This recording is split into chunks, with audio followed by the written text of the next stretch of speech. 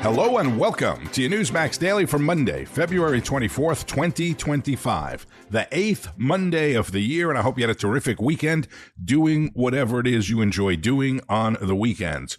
Top world headline, 88-year-old Pope Francis is in critical condition today at a hospital in Rome after a lung infection and early stages of kidney failure, according to the Vatican. There's big news on the international front out of Germany today as well, where the far-right candidate is the projected winner of their election, and today marks the 3-year anniversary of the Russian invasion of Ukraine. Regardless of all the events that have transpired over the past 3 years, mainly due to the Biden administration, the fact is Russia invaded Ukraine. Ukrainian President Zelensky told ABC News Sunday that he would be willing to resign if it brings guaranteed peace to the country. Guaranteed peace meaning NATO. This comes after all the criticism from President Trump last week and Defense Secretary Pete Hegseth saying Ukraine joining NATO was unrealistic. On the 35th day of his second term as president, President Trump hosting French President Emmanuel Macron at the White House today. After their meeting and lunch, there's going to be a bilateral news conference. He'll hold his first cabinet meeting of his second term on Wednesday of this week. Yesterday, Trump announced radio and podcast host Dan Bongino, a retired Secret Service agent, as deputy FBI director. Congratulations to Dan. This comes after the swearing in of Kash Patel as FBI director back on Friday. And I'm going to give you some of his acceptance speech in a little bit, but first, some of the president's speech at CPAC over the weekend. He was a sleepy, crooked guy. Terrible, terrible president.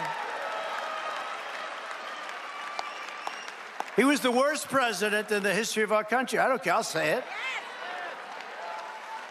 Jimmy Carter passed away recently, and he passed away a happy man. He was a happy man when he passed away because he said that it's not even close. Joe was the worst, and believe me, I have to clean up the mess. I'm cleaning up the mess, and it is a mess on the border with inflation. Could go over every single thing he touched turned to shit, okay? Everything. It's true.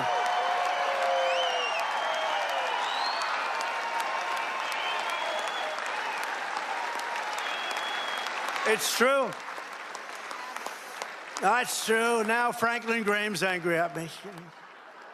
You know that. Franklin wrote me a letter. He said, I love your speeches. I love them so much. But they'd be better if you would never use foul language. And I told him, I said, Franklin, you know, Franklin Graham's a great guy, by the way, does a great job. The son of the great Billy Graham, right? But I said to Franklin, you know, sometimes you need it for emphasis. And he said, no, they'd be even better if you wouldn't use any bad language. That's not really a terrible word, you know. But that's a much more appropriate word, a better. What word would I use to describe? What word could I use? It's, and we have to be truthful, too, so, you know. All countries are now taking their illegal aliens back, even those that stated strongly, we will never take them back. Don't ever send them to us. But they said that during the Biden administration. They never said it during my administration. Venezuela's taking them back. Colombia's taking them back. Remember, Colombia said, we will not take them back, he said.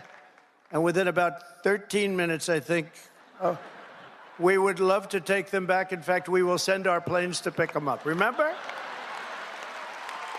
And they said, what happened? What happened? And you see these Venezuelan planes loaded up with some real nice people. You wouldn't have wanted to be the pilot on any of those planes. But they know we're not playing games. And just this week, I officially designated bloodthirsty cartels and murderous gangs as foreign terrorist organizations, something which Biden didn't want to do and nobody wanted to do. It's true. The full might and power of the federal government will now be dedicated to eradicating MS-13, Tren de Aragua. That's the Venezuelan prison gangs. These are very nice fellows. The only thing good about them is they make our criminals look like nice people. It's true. Remember when they used to say, people that come in from foreign countries are nice people. These are wonderful people. These are good people. They're not murderers. They're not terrible. These people make us look like babies, okay? You know the Hells Angels? They're among the nicest people on earth when you compare them to these thugs. And the Hells Angels actually love our country, if you can believe that. They actually do. But their members and their leaders in the United States will be hunted down. I'm talking about MS-13. They're hunting them down. We removed tens of thousands, MS-13, Tren de Aragua, rooted out, arrested, and expelled from our soil like the savage monsters that they are. We don't have anybody coming up from Argentina. Nobody's coming up from Argentina to facilitate the mass removal of criminal aliens. I also issued an executive order to make available the full capacity and detention. We're going to use Guantanamo Bay. We have a detention facility that's actually massive. Nobody even knew it existed. Holds thousands of prisoners. We never used it. For 4 long years, you had a president who put illegal aliens up in penthouse suites in beautiful hotels on Park Avenue, on Madison Avenue, or on Fifth Avenue in Manhattan. Now you have a president who is stamping their ticket to Gitmo on a one-way trip back to the places from which they came. Wonderful places. Trump spoke about the Biden administration, immigration, some of his accomplishments in his first 30 days, and about DOGE. We want to make government smaller, more efficient. We want to keep the best people, and we're not going to keep the worst people. And, you know, we're doing another thing. If they don't report for work, we're firing them. In other words, you have to go to office. Right? Right? Look at her. If you don't report to work, you know, that's another scam. You know, who the hell, if I'm staying home, let's see, my golf handicap would get down to very low number. You'd be shocked if I told you the real number.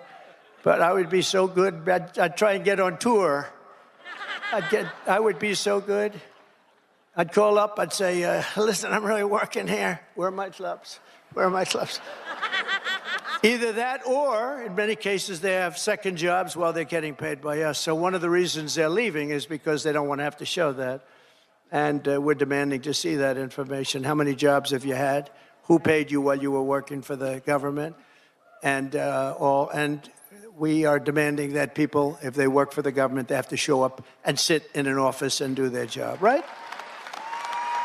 President Trump speaking at CPAC Saturday. The new requirement for federal workers to return to the office or be fired started today. So far, according to the president, about 75,000 workers have taken the buyout offer, as some federal judges still attempt to block it from happening, though. Borders Our Tom Homan also gave quite a speech at CPAC over the weekend and spoke with our Rita Cosby on Saturday Report. Explain to us about this removal of the ICE director, the acting ICE director. Is this something that you and the president feel is important to do to keep America safe? No, look, it wasn't my decision to remove the acting ICE director. That was Secretary of Homeland Security Kristi Noem. ICE reports to her. They're not in my chain of command, but I've been pretty clear for the last couple of weeks that even though the ICE are double what the Biden administration did a year ago today, they're not good enough. We even though we doubled the amount of criminal aliens arrested, doubled the amount of gang members arrested, doubled the amount of overall illegal aliens arrested, we got to do more. Doing twice as much as a president that wasn't doing anything is not enough for me. So I will not rest until every criminal alien, every illegal gang member is eradicated from the United States. That is what President Trump promised the American people, and we're going to keep President Trump's promise. You know, Tom, how much more can be done? And does it seem like you feel like you're still hitting a lot of roadblocks, especially with many Democratic leaders? I mean, we have seen some of the reactions from, say, the governor of New York. We've seen Governor Pritzker in Illinois. Are you astounded that there are still people who are saying, no, I don't want to even deport criminal migrants? I mean, it's an amazing thing for Americans to hear. And why do you think that is continuing with some Democratic leaders? Well, look, I'm amazed every morning. I wake up that you got elected governors, elected mayors, elected city council members that don't want to remove public safety threats from their communities. Their number one responsibility to their constituency is to protect the communities. And President Trump and I have been clear from day one. We're concentrating on public safety threats. We're prioritizing national security threats. And that should be a nonpartisan issue. We should all be on the same page. So look, I've said it before. If they don't want to help, get out of the way, because we're coming and going to do it. Chicago says I wasn't welcome in Chicago. Guess where the first place I went? Chicago. Now we got the Boston police commissioner doubling down on his non-cooperation with ICE. Well, now I'll have to go to Boston. We're going to send the men and women of ICE to these sanctuary cities, and the sanctuary cities want to help they want to make our job more difficult. They want to put roadblocks up. That just means we're going to double the manpower in those cities. So if they don't give us the bad guy in a county jail, which we want to access the county jails, we can't arrest them in the county jail, then we'll go to the neighborhood and find them. But here's the problem. I'm going to give sanctuary cities exactly what they don't want. More agents in the communities and more non-criminals arrested. Because when we find the bad guy in the neighborhood, when we will find him, he's probably with others. Others that aren't a public safety threat, but if they're there when we arrest the bad guy, they're going too. So sanctuary cities get exactly what they don't want. More agents in the neighborhood and more non-criminals arrested because you forced me into the community. That's a really powerful point. You're right, because they're also putting other people rounding up because of their resistance. How do you feel also like the Department of Justice? I know you had mentioned like even there have been referrals to them of some people that you feel have actually been impeding efforts or aiding and abetting. Do you think it's actually going to get to the point where maybe we might even see some political leaders arrested? Well, look, I've been clear that you can hate ICE all you want, you can not help us, but you don't cross that line. If you knowingly harbor and conceal an illegal alien from ICE, you will be prosecuted. At least I'll ask for prosecution through the Attorney General's office. If you impede our efforts, if you actively impede the arrest of an illegal alien, I'll ask Pam Bondi to prosecute that person. We're not playing games here. Matter of fact, we just did the first harboring, concealing prosecution in Los Fresnos, Texas this week of somebody that knowingly harbored illegal aliens and were concealing them in the place of business. That's the beginning. We're just starting. You're going to see worksite enforcement operations explode across this country. And when you harbor and conceal an illegal alien, not will you just face civil penalties for harboring an illegal alien, knowingly harboring an illegal alien. If you're harboring and concealing, that is a felony. We will seek felony prosecution. Borders are Tom Homan on Newsmax with Rita Cosby. If you couldn't quite make out the end there, he said, you are going to see worksite enforcement operations explode across the country. This is the opening of his speech at the Conservative Political Action Conference. Let me start out by saying this. If I offend anybody today, I don't give a shit.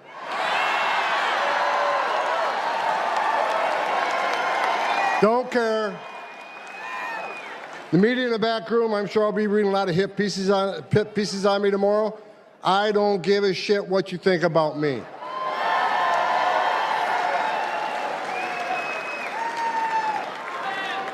I get asked all the time, does it bother you there's a big part of this country that hates your guts? I don't care.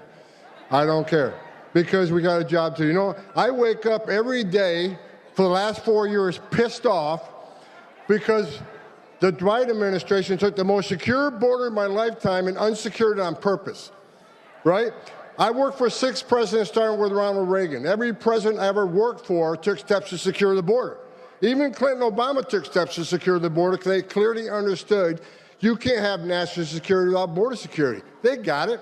Joe Biden's the first president in history of the nation who came into office and unsecured the border on purpose. So for 4 years, I wake up every day pissed off. But that changed November 5th. Now I wake up every day excited because I work for the greatest president of my lifetime, Donald J. Trump. Straight shooter Tom Homan on the final day of CPAC, which you will be seeing and hearing plenty about today. In case you missed all the action over the weekend on Newsmax, you know, because you were enjoying the weekend. Meanwhile, Illinois Governor J.D. Pritzker is one of several Democrats vowing to stand in the way of Homan and ICE agents and Homeland Security. Newsmax's Tom Basile spoke about it with Kari Lake from the border state of Arizona. Democrats who have spent years maligning Trump and Republicans, even though that message was roundly rejected last year, they're still stuck on it. Here's Illinois Governor J.D. Pritzker this week. Listen to this. The root that tears apart your house's foundation begins as a seed of distrust and hate and blame. The seed that grew into a dictatorship in Europe a lifetime ago didn't arrive overnight. It started with everyday Germans mad about inflation and looking for someone to blame. I'm watching with a foreboding dread what is happening in our country right now. A president who watches a plane go down in the Potomac and suggests without facts or findings that a diversity hire is responsible for the crash. The authoritarian playbook is laid bare here. And that guy may want to run for president. Your reaction, Kari?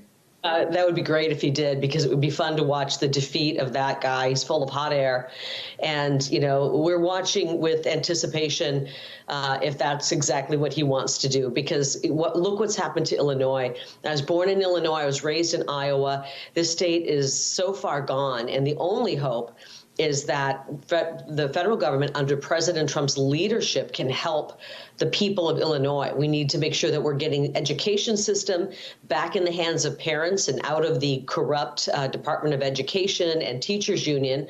And that'll help Illinois immensely, because they've got a real problem with literacy when it comes to the students, because people like Pritzker done nothing.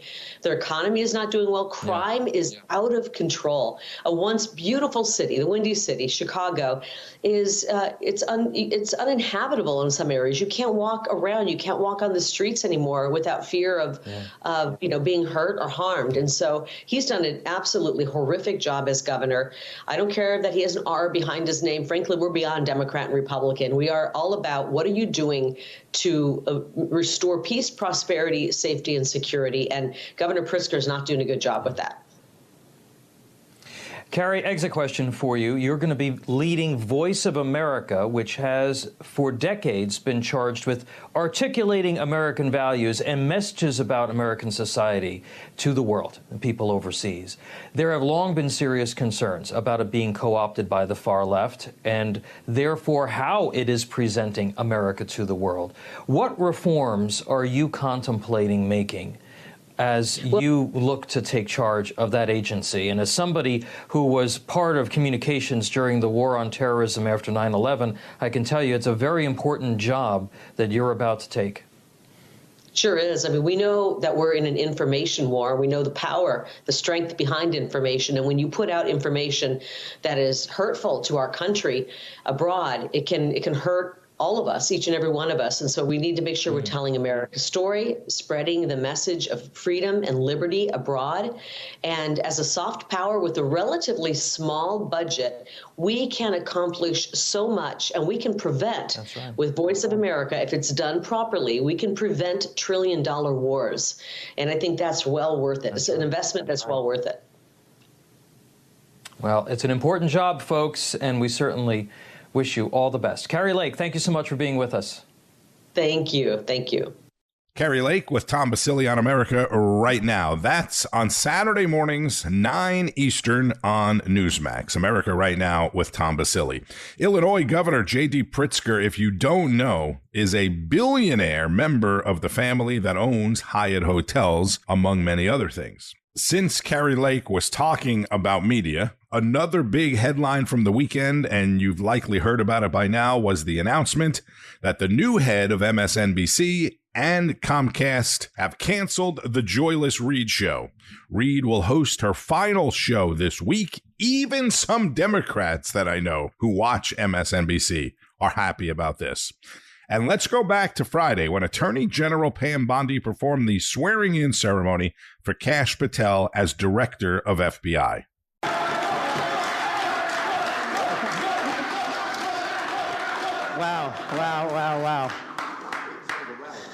Wow. First and foremost, we were just with President Trump, and I just want to thank him. I know he's not here in the room right now, but what a ride we have been on, what a courageous warrior and leader he has been, and the faith and trust he has put in me to lead the FBI is the greatest honor that I'll ever have in my life. And to General Bondi, that sounds pretty freaking cool. Pam, you're my sister, you're my mentor, you're my friend, you're my boss, and the confidence you have placed in me, I will never violate that trust. The men and women of the FBI will be led under your leadership through one standard, the Constitution. So thank you for entrusting me, Pam.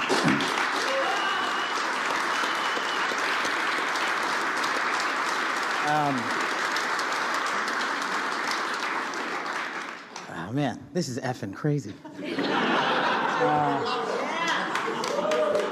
So obviously you don't get here alone. You know, I'm here because of God.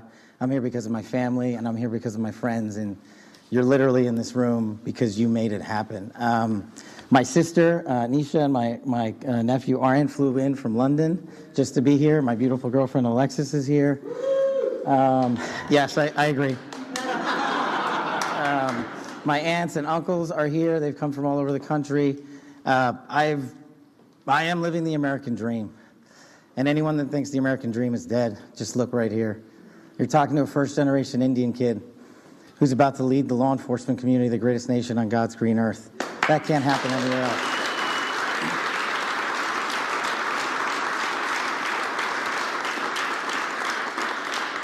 To the senators and the men and women of the United States House of Representatives, you placed an enormous trust in me, an enormous leap of faith, one that I didn't know that I could possibly earn back, but I'm going to spend every single day on this job doing so.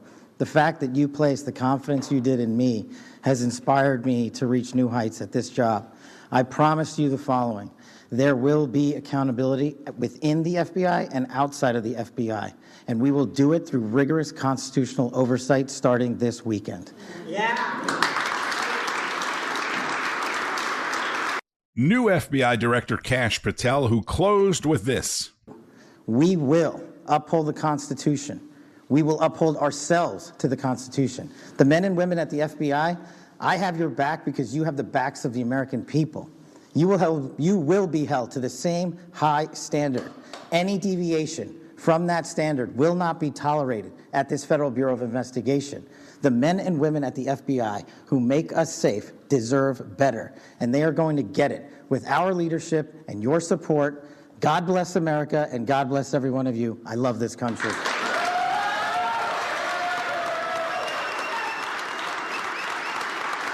That is Kash Patel in his acceptance speech after being sworn in as our next FBI director by Attorney General Pam Bondi, who he obviously will be working closely with. And again, Dan Bongino, who is from New York but has lived in Florida for a long time and also knows Pam Bondi well, has been named as deputy FBI director. Over the weekend, Kash posted on X his condolences for the Virginia Beach police officers killed in the line of duty, executed during a traffic stop, saying the FBI would provide whatever support is needed. 25-year-old officer Cameron Gervin and 30-year-old Christopher Reese were both shot multiple times. It was all caught on their body cams and on the cruiser's dashboard video. According to the Virginia Beach police chief, the 42-year-old suspect killed himself. This was essentially a routine traffic stop. The driver, the suspect, just got out, executed both police officers, and then took his own life, all from a routine traffic stop. Another police officer was killed Saturday in Pennsylvania, responding to that shooting at UPenn Medical Center that's outside of Harrisburg. 5 other people were also wounded in that shooting. My prayers go out to the families of all the victims, of everyone involved. It is a very tough Monday in both of those communities. If you wear the uniform anywhere, thank you for what you do, and Godspeed today and every day. President Trump, as I mentioned, is meeting with French President Macron at the White House today. This is, the 4th world leader that he's hosting at the White House already. Netanyahu, that was, no surprise, right? The King of Jordan, Prime Minister Modi of India, and now the French president. Not to mention several world leaders that had already visited the president at Mar-a-Lago. So on this 3rd anniversary of the Russian invasion of Ukraine, you may have heard that Trump wants Ukraine to pay the United States back, at least partially, with its valuable minerals, right? Ukraine is believed to hold substantial reserves of lithium, titanium, graphite, and uranium. And I probably don't have to tell you how crucial and valuable those are, right? According to Ukraine's Ministry of Environmental Protection and Natural Resources, the country has deposits of 22 of 34 materials that the European Union has identified as critical for national security.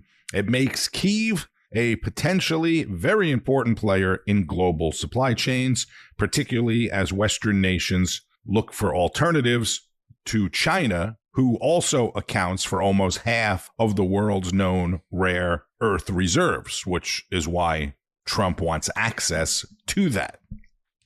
All right, be sure to keep up with all of the news and breaking developments throughout the day. Once again, there will be plenty of them on Newsmax, N2, and at Newsmax.com.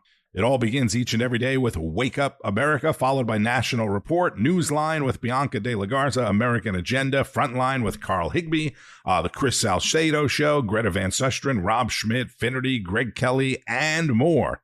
I'm Tony Marino. Enjoy the rest of your Monday and keep on fighting the good fight. News breaks every minute, every day. You need the app, the Newsmax app. Find it free on your smartphone store. Then watch us anytime, anywhere. Information.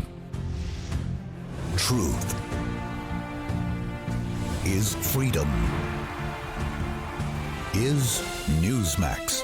It's real news for real people.